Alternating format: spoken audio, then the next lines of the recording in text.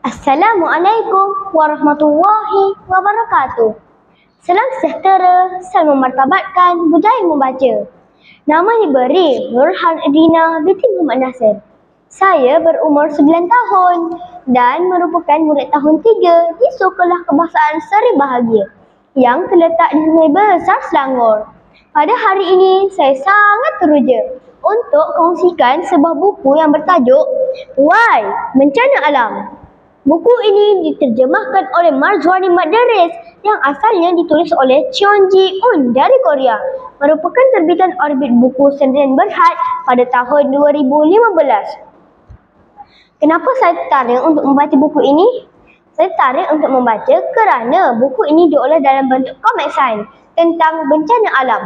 Bahasanya mudah difahami dan terdapat pelbagai gambar yang menarik untuk kita terus membaca. Baiklah, saya akan menerangkan sedikit tentang buku ini.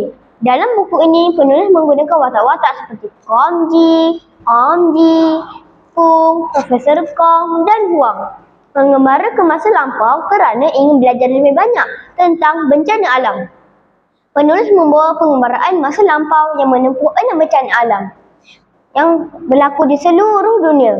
Bencana alam tentang gunung berapi, gempa bumi, taufan, hujan ribut salji dan lain-lain.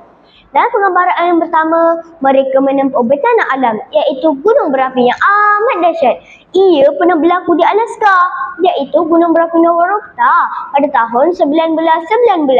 Dikatakan letusannya berskala 7 dan abu laharnya boleh memenuhi 1 juta kolam renang bersaiz Olimpik.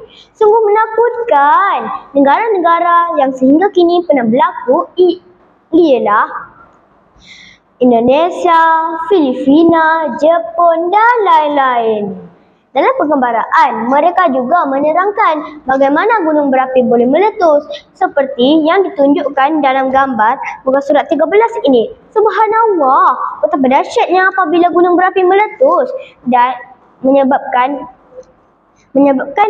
kerosakan dan kehilangan nyawa. Kita bersyukur kerana negara Malaysia tidak termasuk dalam lingkaran gunung berapi dunia. Akhir kata, buku ini sangat sesuai untuk dijadikan bahan bacaan kerana dapat membuka minat saya tentang kejadian-kejadian bencana alam.